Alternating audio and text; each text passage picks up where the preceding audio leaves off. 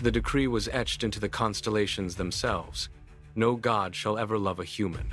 For eons, the heavens remained a silent, frozen expanse. Then, the silence broke. Luna, the goddess of the moon, descended through the clouds, leaving the cold heights for the dust of a crumbling, dying kingdom. She landed in a desolate square, her feet meeting the grit of the earth. There, she found him. Chiron stood amidst the ruin, leaning on a rusted blade. He carried no magic, no light, only a tired smile that seemed to pull at the very fabric of her divinity. When Luna reached out and touched his hand, the celestial silver flowing through her veins did not pulse with power. It flickered. Her hand trembled against his skin. The cold, indifferent logic of the stars vanished, replaced by a sudden, terrifying warmth. She looked at his face, then at her own hand, and for the first time in an eternity, the goddess felt the weight of being mortal. She did not pull away. She stood still, letting the forbidden heat anchor her to the ground. The stars screamed warnings, but Luna turned her back on the sky. She remained in the shadow of the ruined kingdom, tethered to Chiron by a choice that defied her nature. Each night brought new threats. Bandits prowled the outskirts, their blades sharp and desperate. Luna shielded him, raising her hands to deflect strikes that shattered steel against the air. But every time she summoned her power, something changed. A single white feather drifted from her wing, landing in the dirt, turning to gray ash before it hit the ground. Her glow dimmed.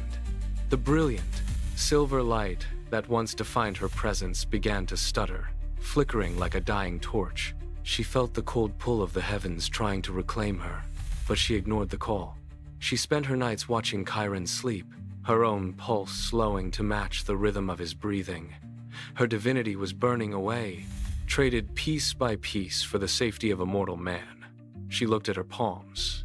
They were pale, losing their celestial luminescence. She did not mourn the power. She only moved closer to him, letting the last of her immortality bleed into the earth to ensure he lived through the dawn. The clouds ignited. 7 pillars of liquid fire tore through the sky, slamming into the earth around the ruined temple. The 7 gods of war stood in the crater, their spears pointed directly at Chiron. Luna stepped forward, placing herself between the weapons and the man she chose. Her wings were now translucent, barely catching the light, but she did not flinch. The lead god raised his spear, the heat melting the stone floor beneath his feet. He lunged, but stopped mid-strike. His gaze snapped away from Luna, fixing instead on Chiron's chest. A mark had erupted through the skin, glowing with a hollow, ancient light. The seal was broken. Chiron was not a man. He was the vessel of the forbidden shadow, a force that predated the gods themselves.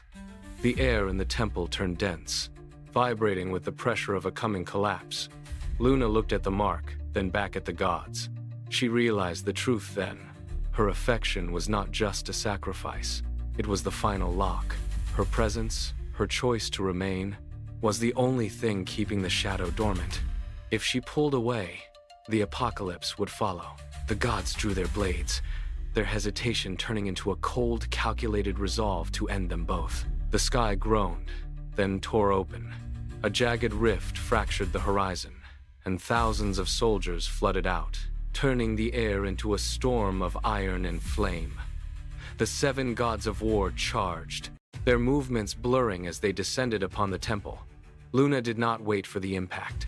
She slammed both palms into the ground, pulling her remaining essence upward. A dome of silver light erupted around them, expanding until it pressed against the encroaching tide. The ground beneath them crumbled, unable to support the weight of the colliding forces.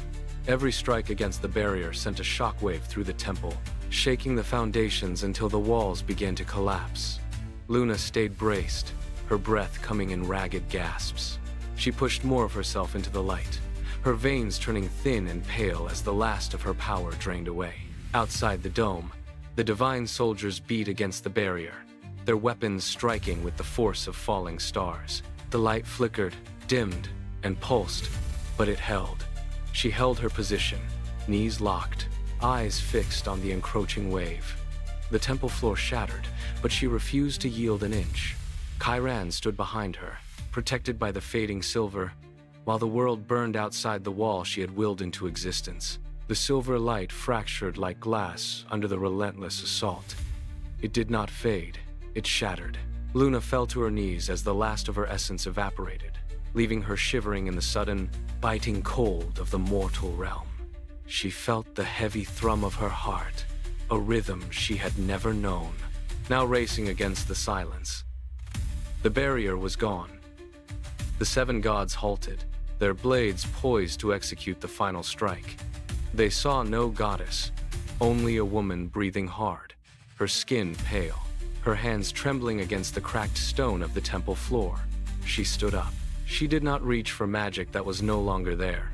She reached for the rusted blade Chiron dropped. The weight of the steel felt real, grounding her in a way the stars never could.